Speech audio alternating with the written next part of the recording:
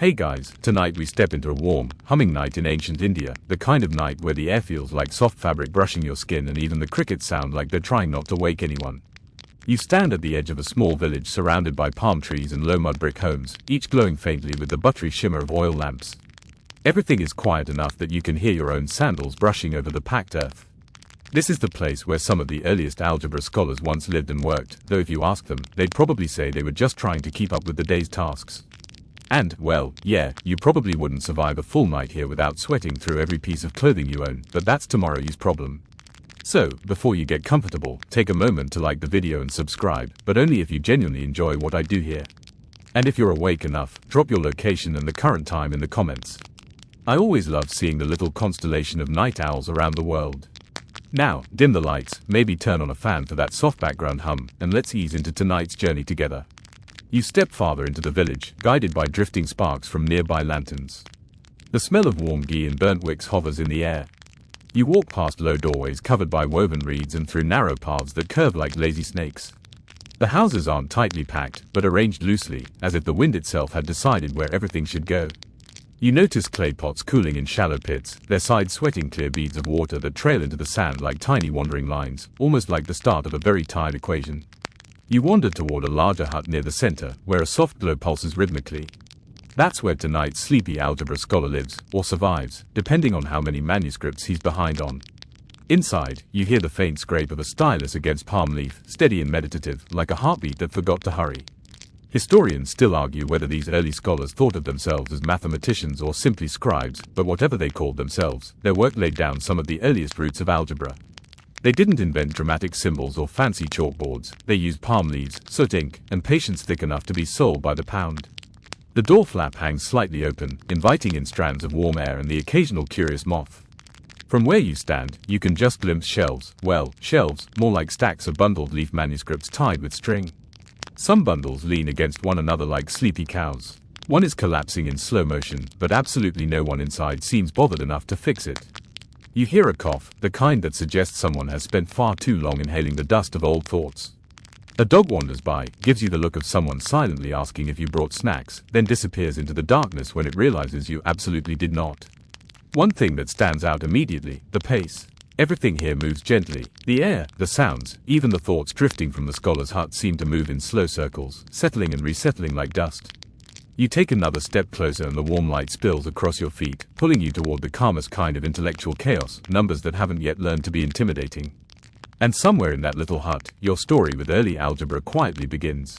You nudge the reed curtain aside and step into the hut, where the air instantly shifts from warm and breezy to warm and lightly smoked. The sleepy scholar sits cross-legged on a woven mat, surrounded by palm leaf manuscripts that look like they're one sigh away from giving up on gravity completely. He glances up at you with the tired but deeply peaceful expression of someone who has spent far too many evenings whispering numbers to himself. His eyes are rimmed with a faint redness, not from crying over equations, but from staring at the same piece of leaf for hours, trying to decide whether a particular smudge was supposed to be a 2 or just dirt. You lower yourself onto the mat across from him, and the floor lets out a polite creak, as if acknowledging your presence. The scholar nods, then offers you a little pot of sandalwood ash, used to prep the palm leaves before carving equations. You pretend you know exactly what to do with it, though you mostly just hold it like a confused tourist clutching a souvenir from a gift shop. He returns to his work, dragging a narrow stylus across a long strip of palm leaf.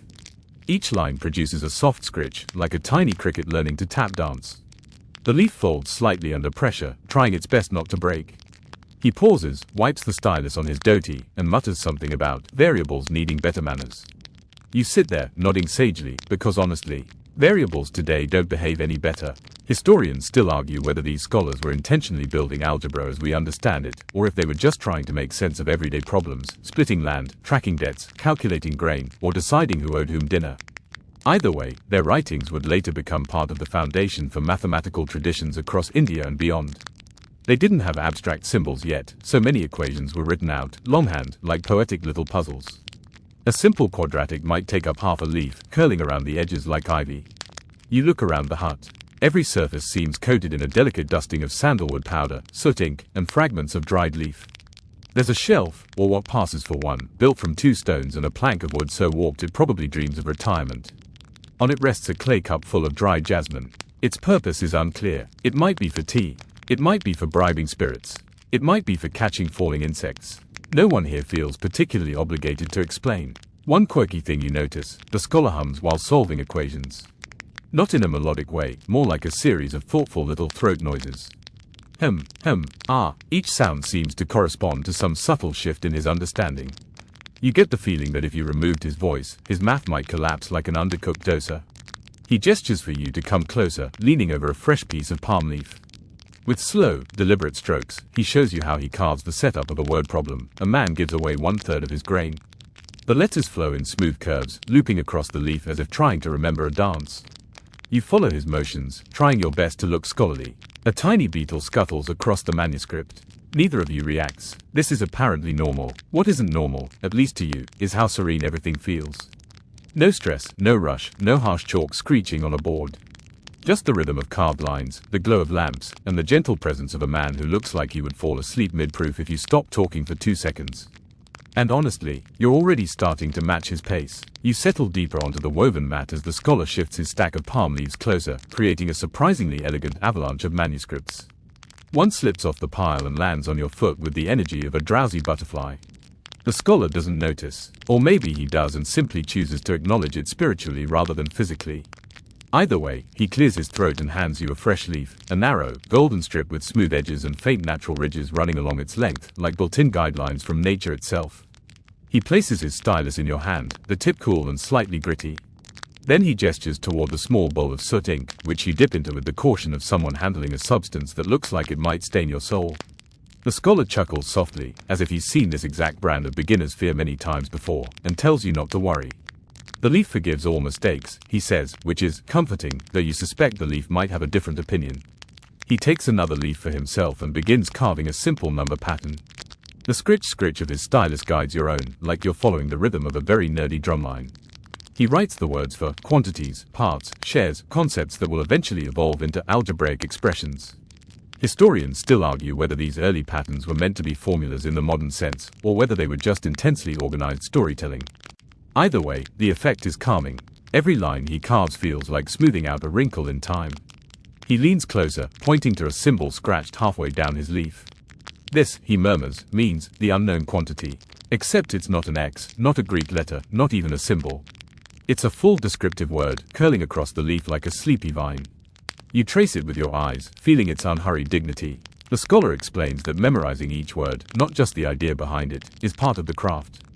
Imagine solving equations where every variable is basically a short poem. Suddenly, algebra seems less like torture and more like meditation. He then shows you a quirkier leaf, one with strange doodles carved into the margins. Little geometric patterns, maybe stars, maybe flowers, maybe someone got bored during a long lecture. The scholar shrugs, amused. Some say students made these, he whispers. Others insist the teachers did it to look more interesting. A soft joke, but a real one. Even ancient mathematicians weren't above questionable artistic decisions. Then he begins carving an actual problem. A merchant splits his goods between 2 buyers, gives away part of what remains, then keeps a share for temple offerings. It's not a modern equation. It's a story, one long sentence curling along the leaf, looping back when space runs out. He pauses after each line so you can follow the logic. You begin to understand the flow, the way the narrative leads to numbers, and numbers lead back to narrative. It all feels more like weaving than calculating. The hut grows quieter. Even the insects seem to pause as you both carve. The oils from the lamp produce a lazy, drifting smoke that curls toward the ceiling, painting shadows that sway like tired dancers. The scholar adjusts his posture, cracking his back with a sigh that suggests centuries of mathematicians have carried similar aches. You run your stylus across the surface again, slow, steady, and create your first complete line. It's uneven, a little wobbly, but the scholar beams at it like you've just solved a philosophical mystery. He pats your hand, then gently takes the leaf from you, placing it atop his growing stack. A tiny archive of your effort. You feel the warmth of accomplishment, or maybe that's just the lamp heating the side of your face. Either way, you sink further into the peaceful rhythm of palm leaf math, feeling yourself become just a bit more ancient and just a bit more patient. You follow the scholar out of the hut and into the open air, where the night settles around you like a heavy cotton blanket, warm, breathable, slightly fragrant with jasmine drifting from somewhere you can't quite locate. The village's Gurukula, the small learning courtyard, sits just a short walk away. You can already hear soft chanting carried on the breeze, the kind of steady rhythmic hum that makes your eyelids heavier with every step. It's not loud or dramatic. It's gentle, repetitive, a soundtrack designed by the universe specifically to put stressed-out minds to sleep. You slip your sandals off and step onto the packed earth of the courtyard, cool beneath your feet. Students sit in neat rows, each with a palm leaf resting on their laps. Their teacher, a thin man with eyebrows so thick they seem to have joined forces in solidarity, paces slowly at the front. He taps a small wooden stick against his palm with the absent-minded intensity of someone who hasn't yet realized he's holding a stick at all. The students begin reciting multiplication tables, but not the sharp, robotic ones you learned in school. These sound almost melodic, drifting upward and downward like waves on a calm shore. 6 times 4 is 24, they hum, except they're saying it in ancient Sanskrit, and with such serene harmony that you feel your anxiety dissolve like sugar in hot water. Historians still argue whether this chanting method was truly designed to enhance memory or simply a convenient way to keep a group of energetic children from arguing about whose turn it was to feed the cow. The sleepy scholar you've been traveling with nudges you to sit beside him beneath a neem tree. The branches spread overhead like a natural shelter, their leaves filtering the moonlight into scattered patterns across the courtyard floor. It feels like you're sitting inside a giant geometric diagram, triangles, diamonds, shifting shapes forming and reforming as the breeze moves.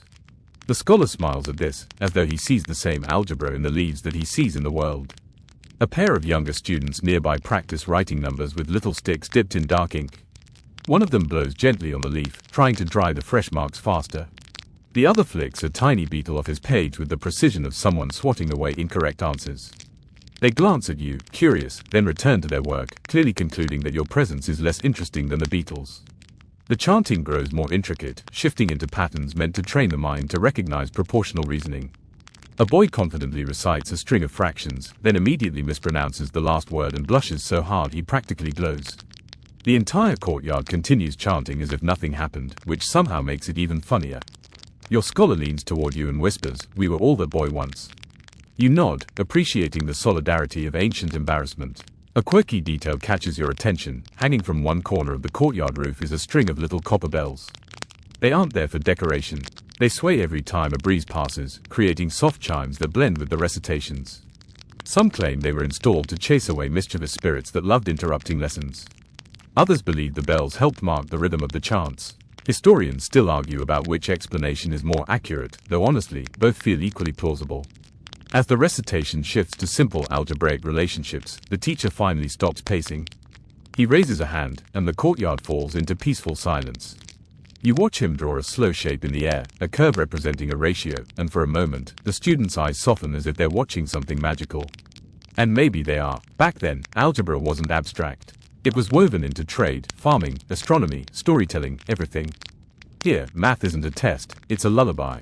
The chanting resumes, slower this time, easing your thoughts the way gentle breathing exercises do. Even the night insects seem to keep time, chirping in steady rhythm. You feel your shoulders relax, your mind drifting with the repetition. The scholar beside you lets out a sigh that sounds like it's been waiting decades to escape. And sitting there beneath the neem tree, wrapped in warm air and drifting voices, you realize, this isn't just a school. It's a sanctuary of slow thinking, patient learning, and quiet math, exactly the kind of place that asks nothing from you except to listen and breathe. You leave the Gurukula with your scholar, drifting into the village's quieter lanes as the chanting fades into a soft hum behind you. The night is warm but not heavy, the kind of warmth that wraps gently around your shoulders instead of clinging to your skin. You walk past a row of mud brick homes, each with a small clay pot cooling in a shallow pit, an ancient version of refrigeration that somehow feels more charming than functional. Nearby, a pair of cows settle into the grass with the dramatic sighs of creatures who firmly believe they've worked harder than everyone else today. The scholar leads you toward a large communal space where several villagers sit with woven baskets overflowing with rice, millet, and barley. They wave you over, inviting you into the kind of practical mathematics that kept daily life running smoothly long before calculators or smartphones, or even pockets, were a thing. One of the men, with a beard so fluffy it looks like a monsoon cloud, explains the problem they're working on, dividing the season's grain fairly among families, making sure the temple receives its offering, and ensuring none of the baskets get shortchanged. It's basically algebra disguised as housekeeping. You sit cross-legged beside him as the scholar lifts a handful of rice, letting it pour between his fingers like slow, organic sand. Grain, he says, is the perfect teacher of fractions. You watch as he divides the pile into portions, 1/3 here, 1/6 there, a remainder that somehow feels larger than it should be. Historians still argue whether ancient Indian algebra began with formal astronomy or simple trade problems like this one. The truth is probably both. When you need to measure land, track debts, or distribute food, numbers become surprisingly motivational. A young girl sits nearby with her own small basket, carefully imitating the adults by dividing her grains into uneven piles. Each time she finishes, she sweeps them back together with the proud seriousness of a child who believes she is solving the world's most important equation. A goat wanders over, nudges her basket, and nearly eats her homework. She scolds it with a level of intensity usually reserved for world leaders. The goat pretends not to care. The scholar begins sketching a word problem directly into the dirt with a stick. He writes in elegant, curling Sanskrit. A man gives away half of his harvest, then divides the remainder among 3 relatives. You watch the villagers follow along, nodding as he draws simple shapes to represent each part. It's practical, intuitive, and somehow soothing. There's no rush, no pressure, just a calm unraveling of numbers woven into everyday life. One villager tells a quirky story about a famous teacher from another village who used fruit instead of grain to teach fractions. Mangoes for halves, bananas for thirds, pomegranates for quarters. The story goes that half the students became incredible mathematicians, and the other half just became very hungry. The scholar smirks, clearly familiar with the method, and whispers that even monks sometimes used sweets to explain ratios, though no one can agree whether it helped or just made the lesson sticky. As the grain gets sorted into neat, even piles, the scholar adjusts one basket slightly and smiles with quiet satisfaction. Math, he murmurs, keeps peace in a village. And you can feel it, how every part of this process, from the scooping to the dividing, brings a sense of order that settles the mind. Even the breeze seems to cooperate, brushing softly across your face as though encouraging you to stay a little longer inside this peaceful calculation. The grain baskets form tidy arcs around you, each one glowing under the warm lantern light like small moons arranged in a giant, earthy equation. You feel the weight of the day loosen from your shoulders as you help measure another handful, the grain slipping through your fingers with gentle precision. And in that quiet, cooperative rhythm, villagers murmuring, grains shifting, lanterns flickering, you understand why early algebra didn't feel like theory. It felt like community. You walk with the scholar toward a quieter corner of the village, where the night settles into that perfect stillness that feels almost intentional, like the world is politely stepping aside so you can listen better. A few fireflies drift lazily across your path, glowing in uneven pulses as if they're trying to communicate complicated theorems in Morse code but keep forgetting the sequence. The scholar taps his fingers against his palm, humming a faint tune he probably doesn't realize he's humming. You're beginning to suspect this man thinks in melodies. He leads you to a low platform beneath a banyan tree where 3 older scholars sit with scrolls, palm leaves, and one suspiciously large clay cup of buttermilk. Their conversation drifts through the air with the slow roll of distant thunder, soft, rhythmic, and impossible not to eavesdrop on. You settle next to your scholar, trying your best to blend into the background like a misplaced shrub. One of the elders clears his throat and raises a palm leaf with a flourish. Brahmagupta, he announces, has proposed a beautiful rule for the treatment of 0. The others nod solemnly, though one of them squints in a way that suggests he would like to disagree but is also too tired to form the argument. You lean closer, curious. 0, just a small idea, right? Actually, no. In this era, 0 is the philosophical equivalent of a celebrity scandal. Everybody knows about it, no one agrees on what it really means, and people are absolutely willing to fight politely about it for hours. The first elder reads aloud from the leaf, tracing each line with a steady finger. 0 added to something leaves it unchanged. 0 multiplied by anything is still 0. Simple enough. Then he pauses, eyebrow raised. 0 divided by 0, he says, is uncertain. The group murmurs, a few rubbing their chins with the dramatic intensity of seasoned thinkers. Historians still argue whether Brahmagupta intended this to be a profound observation or if he simply shrugged and said, "Hey, let the future deal with this."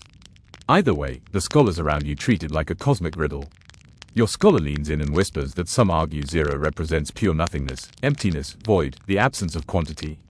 But others insist it has its own subtle existence, the kind that sits quietly at the table and only speaks when absolutely necessary. A quirky rumor even suggests one ambitious student tried to assign 0 its own deity, claiming it embodied serenity and balance. The idea didn't catch on, but the student's drawing, a round little god with closed eyes, lives on in the margins of a few manuscripts. The buttermilk scholar, who hasn't spoken yet but has been sipping steadily, finally chimes in, if something becomes nothing, and nothing becomes something, then who is the parent? The others nod as if he's said something groundbreaking. You nod too, mostly because everyone else did. The scholar next to you pats your knee in approval, as if to say, good.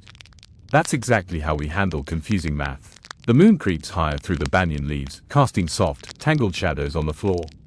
The scholars fall into a quiet debate about whether 0 should be placed before or after certain numbers, and whether nothingness sits comfortably between something and something else. Their voices blend into a steady rumble, calm and almost hypnotic. A pair of cows wander by, one pausing to examine the scholars with what looks like deep judgment. The animal chews thoughtfully, then moves on, probably concluding that humans worry too much about very small problems. You close your eyes for a moment, letting the conversation flow around you like warm water. 0, just a circle, a hollow point, yet here it is, shaping thoughts, stirring debates, holding the attention of some of the quietest minds of the ancient world. The scholar beside you smiles softly. In understanding nothing, he murmurs, "We learn a great deal." And with that, he leans back, hands behind his head, settling into the night as if the universe just whispered a secret meant only for those willing to sit still long enough to hear it. You rise from the banyan platform gathering, feeling that pleasant heaviness behind your eyes, the kind that settles in after listening to people debate profound ideas with the energy of 3 extremely polite turtles. The scholar motions for you to follow him down a narrow footpath toward the riverbank. The night has deepened into a velvety indigo, and the lantern he carries casts a warm halo swirling with small insects who apparently signed a contract to never leave his personal space. The river lies ahead as a long, dark ribbon, glassy and slow-moving, reflecting the lantern light in fractured gold. You step closer, the sand beneath your feet cool and fine like sifted flour. Somewhere nearby, a frog gives a single, judgmental croak. It sounds like he disapproves of your sandals. The scholar stops near a smooth boulder, pats it twice as though greeting an old friend, and sits. You join him, noticing that the river's surface seems to ripple with a rhythm that almost matches the scholar's quiet breathing. "This," he says, "is where we talk about equations that like to curve." He draws a gentle arc in the air with one finger, and the lantern light catches it just right, making the movement feel momentarily magical, as if he's pulling numbers out of darkness. He starts explaining the basics of quadratic ideas, though he never uses the modern word. Instead, he speaks of curved relationships, rising and falling quantities, and problems with 2 terms. He describes how certain questions, like calculating shapes of land, predicting crop yields, or measuring shadows, naturally create these curved patterns. Historians still argue whether these conceptual frameworks existed in fully formalized form back then or whether they were evolving moment by moment inside scholars' minds. You get the sense it's a little of both, structure mixed with intuition, wrapped in nightly calm. The scholar scoops a handful of sand and lets it fall in 2 small mounds. "Imagine," he says, "you combine something, then subtract something, then end with something balanced." He smooths the sand and draws a shape that looks something between a parabola and a very sleepy smile. You lean closer, tracing it with your eyes as he talks. The curve reflects faintly in the lantern glow, bending like a soft question mark. A lantern boat drifts by on the water, just a small leaf bowl with a flame protected by a ring of wet clay. Its light quivers across the current, wobbling like a shy dancer. The scholar watches it and then comments, "Curves, even in fire." You nod even though you're not entirely sure what he means. That doesn't matter. In this village, half the learning happens by osmosis. He plucks a reed from the river's edge and uses it to draw another shape in the sand, this one symmetrical, tall, and purposeful. "Here," he says, "is when the unknown climbs high before returning low." You watch the pattern emerge, feeling something settle in your mind, not understanding, exactly, but familiarity. Like seeing a face you know you should remember. He mentions Brahmagupta again, as well as earlier scholars who explored similar ideas using words instead of symbols.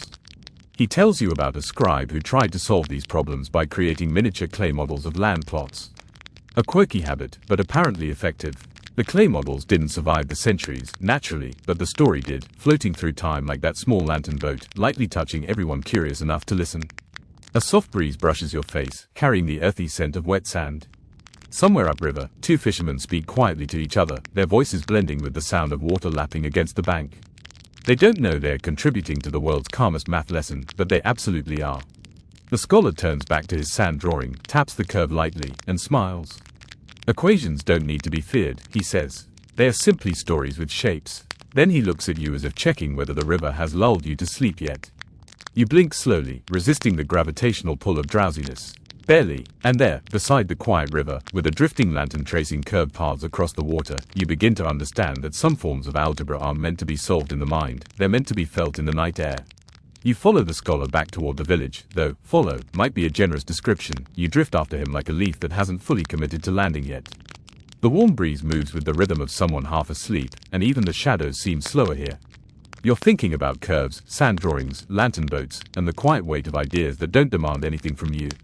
They just sit beside you like old friends who never raise their voices. The scholar leads you beneath a sprawling banyan tree whose roots twist down the trunk like lazy serpents settling in for the night.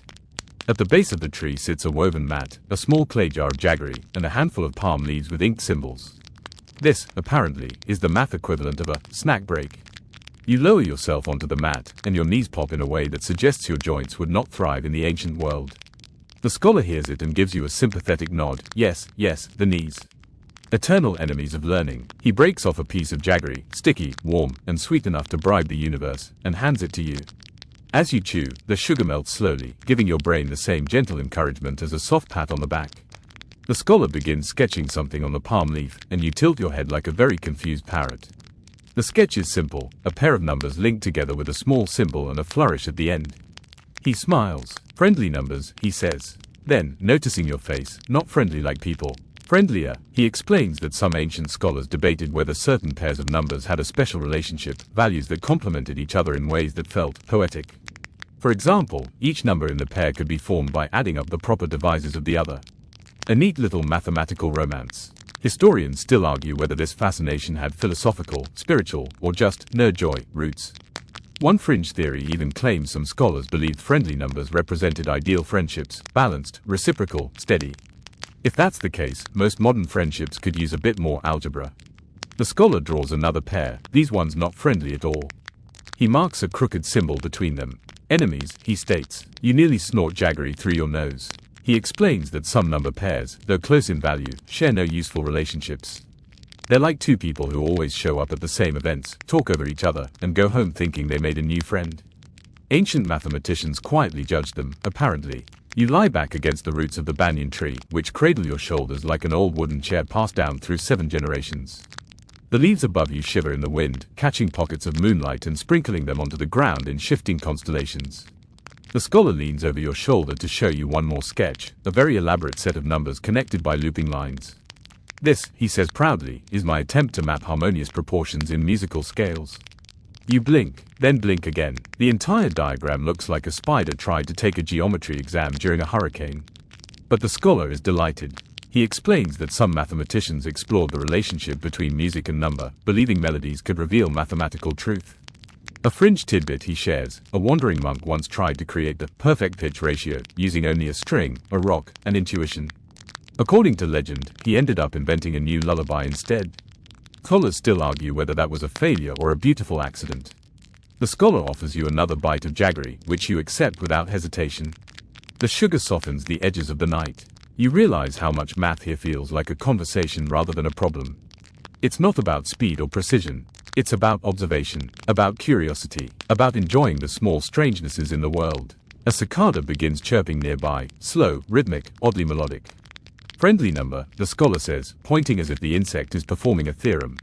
You're not sure that's accurate, but you let the idea wash over you anyway. Everything tonight seems to hum in patterns. You stretch your legs, rest your head against the roots, and breathe in the scent of earth, leaves, and warm sugar. The scholar scribbles one last friendly number pair on the leaf beside you, quietly pleased. And in the gentle glow of the banyan tree's shade, you realize something: mathematics might never have been about answers, just soft little questions exchanged between people who enjoy thinking slowly. You stretch your arms as you rise from the banyan tree's comforting roots, the scholar patting dust from his dhoti like a man preparing for a very unhurried adventure. He gestures for you to follow him toward the marketplace, which at this late hour is little more than dim lanterns swinging gently from poles and the occasional clatter of someone packing away baskets. The night air carries the mixed scents of turmeric, sesame oil, and something fried that wanders past your nose like a ghost of snacks forgotten. The scholar leads you to a spice trader, a tall, wiry man with a mustache so dramatically curled it looks like it was styled by the monsoon wines themselves. His cart is a spectacular confusion of jars, sacks, and wooden bowls loaded with spices in colors that practically glow in the lamplight: saffron like embers, turmeric like crushed sunlight, pepper so dark it looks like tiny planets. You get the sense this man is constantly on the verge of sneezing. He greets the scholar with a warm nod and immediately launches into a problem. Not a crisis, not an argument, just a calm, practical dilemma born from daily life. He needs help calculating fair weights for a set of spice bundles intended for 3 different villages. The amounts he promised aren't equal, but they must be proportional. And each village insists on paying a different rate. It's a mess, and not the pleasant, aromatic kind. The scholar squats beside the merchant and begins drawing lines in the dust using a stick that looks like it retired from stick duty a long time ago. You watch him establish ratios with simple shapes: a circle for village 1, a triangle for village 2, and a square for village 3. It's basic, almost childlike, but effective. Historians still argue whether this kind of diagramming was standard practice or simply a creative quirk some scholars enjoyed. Either way, watching it unfold is strangely comforting, like seeing someone fold laundry with mathematical precision. The merchant empties 3 different bowls of peppercorns into 3 piles. The sound, soft pattering beads, seems absurdly soothing, like someone pouring sleep directly into your ears. The scholar shifts a few kernels here, a few there, adjusting the proportions with the calm authority of a man who has spent his entire life explaining fractions to stubborn fruit sellers. A fringe tidbit emerges as the merchant talks. Apparently, he once tried to invent a universal weight system involving stones, shells, and pigeons. The experiment failed when the pigeons refused to participate. You resist the urge to ask follow-up questions because, honestly, you don't want the answers. The scholar clears his throat in a way that says, "We don't talk about the pigeon fiasco." You watch as the scholar marks values in the dust, using smooth curves instead of straight lines because the earth is too soft for precision. He works slowly, adjusting his diagrams with gentle thumb strokes. The proportions gradually reveal themselves, and he explains each step to the merchant, who nods along with the seriousness of a man discussing the fate of kingdoms rather than clothes. The lantern flickers, casting shifting shadows across the piles of spice. You notice how the colors blend into muted hues under the dim light. It's peaceful, almost hypnotic. Even the stray dog sleeping beside the merchant's cart sighs contentedly, curling its paws the way mathematicians curl variables. The scholar eventually reaches a solution and presents the merchant with clear ratios. They exchange a handshake that lasts just a touch too long, the universal sign for, "Thank you, but I'm definitely pretending I understood everything." The merchant rewards him with a small pouch of cumin, which the scholar accepts with the solemnity of someone receiving a royal tribute. You're about to leave when the merchant leans in, lowering his voice. "Math," he whispers dramatically, "is the only spice that never runs out." The scholar stares at him for a long moment. Then, very slowly, he nods. You nod too. No one there actually knows what that means, but it feels right. As you walk away with the scholar, the lantern-lit marketplace fading behind you, you realize something: mathematics here isn't academic. It's woven into every basket, every trade, every handful of pepper. Numbers breathe with the rhythm of life. And, strangely, they calm you far more than you ever expect. You and the scholar step away from the marketplace, the sense of cumin and pepper still clinging to your clothes like polite but persistent guests. The night deepens into a soft velvet blue, and the crickets begin a slow, rhythmic chorus, like nature's attempt to provide background music for people who really enjoy talking about math at unreasonable hours. You follow the scholar toward a small courtyard where 3 more scholars sit in a loose circle, illuminated by a single clay lamp that sways gently in the breeze. They look calm, composed, and absolutely ready to argue with the full force of well-mannered academics. In the center of the circle rests a palm leaf with a single symbol carved beautifully into it, a round, clean curve. 0. You sit down beside your scholar as another elder taps the palm leaf with exaggerated reverence, as if introducing a guest of honor at a banquet. The nature of sunya, he declares, remains a matter of great debate. The others murmur softly, the way people do when they are deeply invested in an argument but too sleepy to raise their voices. One scholar insists 0 is non-existence, a placeholder waiting politely for something meaningful to arrive. Another claims it is a presence of emptiness, which sounds like someone trying to explain why their jar of sweets is empty and shouldn't be considered theft. Historians still argue whether early Indian mathematicians viewed 0 spiritually, mathematically, or simply pragmatically. You get the feeling the truth is all 3. Math here doesn't separate itself from philosophy or daily life. Then the quirkiest scholar of the group, a man with hair so fluffy he looks like he lost a battle with a lightning storm, clears his throat. He rolls out a palm leaf filled with doodles, yes, actual doodles, of tiny round deities. "I submit," he says dramatically, "that 0 deserves its own god." You nearly choke on your breath. The others stare at him as though entertaining the idea out of sheer politeness. He continues with full enthusiasm, a god of nothingness, silence, and calm, perfect for long calculations and naps. The group pauses. One elder rubs his chin. Another leans in. Your scholar whispers, "We do not encourage him, but we also do not stop him." The debate takes an even calmer turn, if that's possible. One scholar plucks a twig and draws a long number line in the dust. "Should 0 stand here?" he asks, tapping the middle, or slightly off-center. The others lean closer, examining the line with the seriousness of philosophers considering the purpose of existence. The fluffy-haired scholar adds, "If 0 is the center, are we not all zeros?" Everyone stops. The lamp flickers dramatically. Somewhere, an owl hoots as if offering commentary. You sit there, watching several of the greatest mathematical minds of their time stare intensely at a number line drawn with a stick. It's absurd. It's beautiful. It's exactly the kind of moment that makes you wonder why math ever became stressful in modern times. Your scholar breaks the silence with a gentle laugh. If we give 0 a god, he says, we must also give 1 to infinity. One elder gasps. Another mutters, let us not anger the cosmos. The group shifts into a softer discussion, how 0 interacts with other numbers, whether it belongs at the beginning of counting lists, and whether students should learn it early or only once they develop the patience to appreciate it. Apparently one teacher once tried introducing 0 to young students and spent an entire week explaining why having 0 mangoes still counted as having something. The parents complained. A breeze moves through the courtyard, sending the lamp's flame into a small dance. Shadows stretch and bend like lazy lines on a graph. The scholars continue the debate, voices drifting, blending, softening. No one gets upset. No one demands a conclusion. 0 remains precisely what it has always been, a tiny circle containing endless mystery. You sit beside them, wrapped in the soothing hum of voices and the warm hush of the night. And somehow, without realizing it, you begin to feel grateful for nothing. The courtyard of 0 thought drifts behind you as the scholar guides you through a narrow alley lit by small oil lamps perched on stone ledges. Their flames sway gently, as if nodding approval with every step you take. You're starting to feel the ancient night version of that post-dinner sleepiness, the kind that makes every sound softer and every breath longer. The scholar leads you toward a long veranda where a dozen young students sit in neat lines, palms resting on their knees, eyes half-lidded with focus or exhaustion. It's honestly hard to tell which. A teacher sits cross-legged at the front, holding a wooden staff lightly across his lap. He taps it twice, and the students begin humming in unison, low, steady vibrations that ripple through the air like the beginning of a chant. Their voices rise and fall with precise pacing, reciting algebraic rules that sound surprisingly like soothing lullabies. You sit down beside the scholar, joining the back of the group where the dirt floor has been brushed into a smooth, quiet canvas. The chant begins, phrases describing relationships between quantities, ratios of unknowns, and balancing acts between parts of an equation. Not equations as you know them, no symbols, no letters, only poetic fragments of problems. It feels like listening to story fragments, each one hinting at something hidden.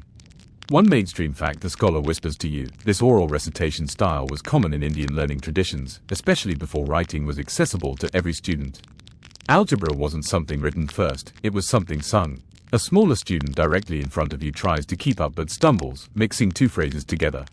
He freezes, waiting for correction. Instead, the teacher murmurs the correct line, guiding him back into the rhythm.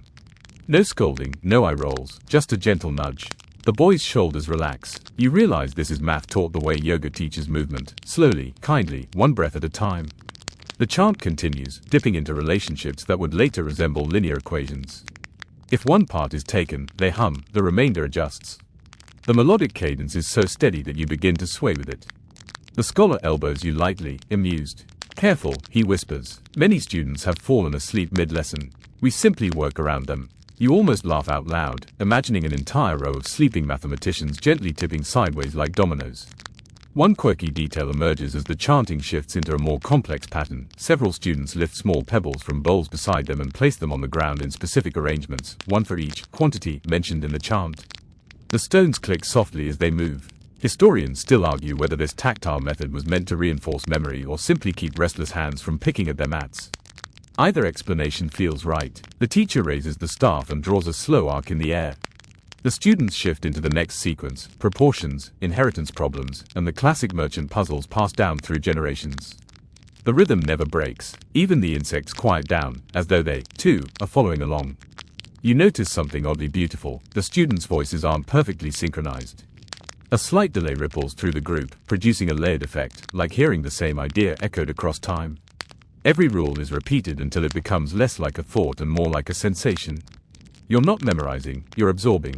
The scholar leans closer and murmurs, this is how we keep knowledge alive through the centuries. Breath to breath, voice to voice. His eyes soften with pride, and you feel the warmth of that history settling in your chest. As the chant slows, the students' voices fade into a gentle hum that vibrates through the night air. The rhythm soothes your mind, smoothing out the edges of your thoughts. Even the moon seems to listen, bathing the veranda in pale silver. You inhale, you exhale, and for a moment, you're part of the chant too, an unseen note in a centuries-old song meant not to impress, but to calm. You rise with the students as the chant fades, though rise might be a generous word. Your body drifts upward in that floating, half-dreaming way that only happens when you've been listening to soft voices for too long. The scholar gives a satisfied nod, then turns toward a sandy clearing near the edge of the village. Come, he says, now we draw the problems that take their time. You follow him to an open patch of smooth earth lit gently by 2 lanterns hung from low branches. The ground here has been flattened carefully with the back of a wooden board, creating a canvas of soft dust. It feels ceremonial somehow, as though this is where the deeper thoughts happen, not the everyday divisions of grain or the chanting of rules, but the kinds of problems scholars return to again and again, the same way some people revisit old dreams. The scholar lowers himself onto the ground, smoothing a wide circle with his palm. You sit beside him, and the dust shifts under your legs with a faint crunch. The night breeze stirs the lantern flames, leaving shadows that stretch and bend across your dust canvas like sleepy vines. He picks up a reed stick and begins to trace lines, slowly, thoughtfully. This, he says, is the kind of question that doesn't rush to be understood. He draws a long line, pauses, draws another line that crosses it gently, then lightly sketches a curve above them. Nothing looks strict or rigid. Everything flows like it's part of the landscape. He begins describing a problem, a field divided into two parts, each with a different yield, and another patch added on with conditions attached. As he explains, he adjusts the shapes in the dust, shifting the curve, lengthening a line, brushing away sections with the side of his hand. You follow the movement like you're watching the tide erase and redraw the shore. A mainstream historical fact emerges between strokes. The scholar mentions that problems like this appear in texts from mathematicians such as Algebra and later Bhaskara, though their styles vary. Some prefer the poetry of numbers, he says. Others prefer the precision of rules. Historians still argue whether these early quadratic forms were fully symbolic ideas or intuitive constructs expressed through stories and diagrams. Sitting here watching him draw, you suspect the answer is both. As the scholar adjusts the shapes, he hands you a second reed stick. Your first instinct is to panic. Your second is to pretend you know exactly what to do. You drag the stick through the dust, mirroring the curve he drew. It's crooked, wobbly, confused. He beams at it like you just invented geometry. Perfect, he says. Curves should be alive, not obedient. He begins guiding your hand through another line, and you suddenly understand the way he thinks, not in equations but in gestures. The dust becomes a soft blackboard. The lantern light becomes a gentle reminder to slow down. The air becomes a patient witness. You trace another pattern, realizing something quietly profound. Without paper, ink, or symbols, this is math in its most human form, visible, tangible, shaped by breath and movement. The scholar wipes part of the drawing away and whispers a fringe tidbit. One teacher I knew insisted that solving hard problems while sitting on sand helped the mind. He said the earth itself corrected mistakes. You raise an eyebrow. The scholar shrugs. Perhaps he simply preferred sitting outside.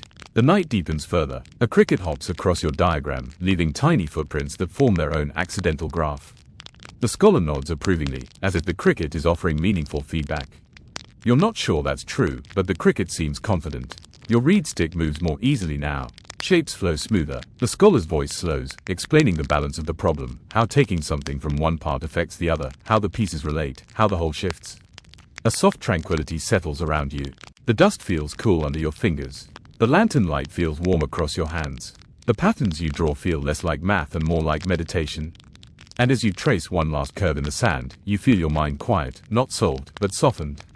Like an equation waiting patiently for dawn to reveal the next step. The scholar rises slowly from the sandy clearing, brushing dust from his hands as though closing the cover of an invisible book. You push yourself up too, more gently, more reluctantly, because the sand had begun to feel like a pillow you could accidentally nap on forever. He motions toward a footpath leading to a cluster of stone steps. Lanterns flicker along the way, their light soft and golden, forming a quiet trail that guides you deeper into the village. Ahead, atop the steps, stands a small temple. Not grand or towering, just a modest stone structure with carved pillars and a pair of old wooden doors slightly ajar. The smell of incense drifts through the entrance, subtle but steady, as though the temple itself has been breathing calmly for centuries. The scholar gestures for you to enter with the slow, ceremonious wave of someone inviting you into a place where thoughts move at half speed. Inside, the air cools instantly. Stone keeps secrets well. The walls are lined with narrow shelves holding scrolls, tied bundles of palm leaves, and clay jars labeled with symbols that might be numbers or might be someone's attempt at drawing numbers. A lamp glows at the far corner, illuminating a writing table covered with more manuscripts, neatly stacked, gently weighted with smooth river stones. You step closer and notice something immediately. The margins of many palm leaves contain doodles. Swirls, tiny birds, flowers. Some look like geometric experiments. Some look like accidental ink smudges pretending to be art. And one definitely looks like a cat stretching its back. The scholar follows your gaze and nods with amused resignation. Students, he whispers. They doodle in every era. He picks up a manuscript, its edges darkened with age. These, he says softly, are problems older than many kingdoms. He shows you a leaf describing a series of simultaneous equations, but written as a story about two brothers dividing livestock, adjusting shares, and borrowing from neighbors. You run your finger along the carved letters, feeling the grooves like tiny footsteps across time. A mainstream fact slips into the quiet. The scholar explains that temple libraries like this were crucial for preserving mathematical texts, especially before widespread paper use. Palm leaves needed to be recopied every few decades, or insects and humidity would slowly erase the knowledge. Historians still argue whether some missing texts were lost naturally or simply neglected when newer commentaries became more popular. But standing here, you can feel the care that went into protecting these fragile strips of thought. The scholar leads you deeper into the stacks, where he lifts a bundle tied with red thread. "Ah," he says, "this one." He opens the top leaf to reveal a draft full of corrections, lines crossed out, arrows pointing in new directions, notes scribbled sideways. You smile. Ancient mathematicians struggled too. It's comforting to know that even people shaping the foundations of algebra sometimes wrote things like, "No, this is wrong," but in ancient Sanskrit. He hands you another leaf showing geometric diagrams, circles, rectangles, and shapes that look suspiciously like someone just enjoyed drawing spirals. One fringe tidbit the scholar offers: some say these diagrams doubled as meditation patterns. Not proven, but plausible. Math and meditation feel oddly compatible in this world. As you examine the drawings, a faint scratching sound echoes from the far end of the hall. You turn your head quickly, only to see a small lizard skittering across the stone wall. The scholar watches it with a wise nod, as if the creature just offered meaningful commentary on quadratic identities. The temple, he says, has many guardians. You move to the center of the room, where a low table holds a small stone idol, simple, unadorned. The scholar bows his head slightly. Some dedicate their studies to deities of learning, he explains. Others simply to the act of learning itself. He gently places a fresh palm leaf beside the idol, a small offering of new knowledge to rest beside the old. Lantern light glows softly across the manuscripts, casting long shadows that sway like lines of script trying to stretch. You trace one more margin doodle, a tiny spiral, and marvel at how human it feels. Thousands of years later, students doodle the same way. The scholar rolls a new manuscript and tucks it under his arm. "Come," he says, voice low and calm. The night continues, and as you step out of the temple library, the warm air embraces you again, carrying hints of incense, dust, and the quiet persistence of knowledge waiting patiently in the dark. The warm night air greets you again as you leave the temple library, but it feels softer now, almost drowsy, as if the entire village has sunk deeper into its own slow breathing. The scholar leads you along a quiet path lined with clay lamps, each flame wobbling gently as if acknowledging your presence. You follow him toward a small courtyard tucked between two palm-thatched roofs. In the center sits a low wooden table, a pair of clay cups, and a pot exhaling curls of fragrant steam. The scholar settles down with a groan that suggests he is on a lifelong mission to pretend he isn't sore. He gestures for you to sit, then pours 2 cups of warm spiced milk, golden, creamy, and topped with a sprinkle of crushed cardamom. You wrap your fingers around the clay cup. It's warm enough to make your palms loosen instantly, like your entire nervous system is sighing in relief. The scholar lifts his cup in a slow salute. "Good tea," he says, "solves many problems before the math even begins." You take a sip. The flavor spreads through your chest in a way that feels less like drinking and more like being hugged from the inside. He sets his cup down and unfurls a palm leaf from under his arm, the one he took from the temple library. "This," he begins, "has followed me for 20 years. The leaf is marked with tiny corrections, ink blots, faint erased lines, and several small circles he claims are meditative doodles. You suspect they're stress doodles." He pretends not to hear your thoughts. He smooths the leaf with his fingertips and continues gently, "Some problems don't wish to be solved quickly." He begins explaining the equation, a layered inheritance puzzle that expands into a second relationship, then collapses into a pattern that resembles the beginning of a quadratic. He traces each part with his thumb, the glow from the lamp making the carved lines shimmer as if alive. He adds a mainstream fact between sips of tea. Many ancient Indian scholars treated mathematics as a spiritual discipline, believing the patience required to work through complex problems shaped character as much as intellect. Numbers, he tells you, teach humility. He pauses, and sometimes irritation, but mostly humility. A soft breeze enters the courtyard, shifting the palm leaves overhead into a whisper of rustling syllables. The scholar adjusts his posture, slowly, carefully, and confides a quirky detail. One mathematician he studied under believed drinking warm milk improved mental clarity. Another insisted on solving equations only after midnight. Yet another swore that sitting facing east reduced errors. Historians still argue, he says, whether these habits mattered or whether they were simply preferences disguised as wisdom. He takes another sip and looks up at the sky. The moon hangs low, its reflection resting in his eyes like an old story. "You know," he says softly, "math is not about answers. It is about staying with the question long enough for it to soften. He taps the palm leaf with the back of his fingernail. This one softened a long time ago. Now it is simply part of me. You sit with him in silence, the warmth of the spiced milk cooling in your stomach, the lamplight vibrating with small certainties. The quiet stretches out, comfortable and calm. Somewhere in the distance, a bullet gives a half-hearted grunt. A palm frond falls. A gecko clicks twice in the rafters. Every sound blends into the rhythm of a village that thinks slowly on purpose. The scholar finishes his tea and sighs, not a tired sigh, but a reflective one. The kind you make when the world finally stops demanding anything from you. He rolls up the palm leaf and places it gently back under his arm. Come, he says, there is one more place to visit before the night ends. You rise, your body pleasantly heavy, your mind floating just above its thoughts. The air smells of milk, cardamom, and warm stone. You follow the scholar out of the courtyard, feeling as though each step carries you deeper into a dream woven from numbers, tea, and patience. The scholar leads you along a gently curving path, the kind that feels like it was drawn by someone who disliked straight lines on principle. Dawn hovers just below the horizon, painting the sky with faint strokes of violet and diluted gold. The air cools around you, carrying the early breath of morning, fresh, calm, and expectant, like a page waiting for its first line. You arrive at a small rise overlooking the village's fields. From here, you can see the outlines of home after home, each still wrapped in night's soft blanket. Cows stir, roosters consider their responsibilities. A few early risers peek from doorways, yawning like they'd been personally offended by the concept of morning. The scholar sits on a flat stone and unrolls the palm leaf he has carried all night. You sit beside him, watching the carved letters catch the earliest rays of light.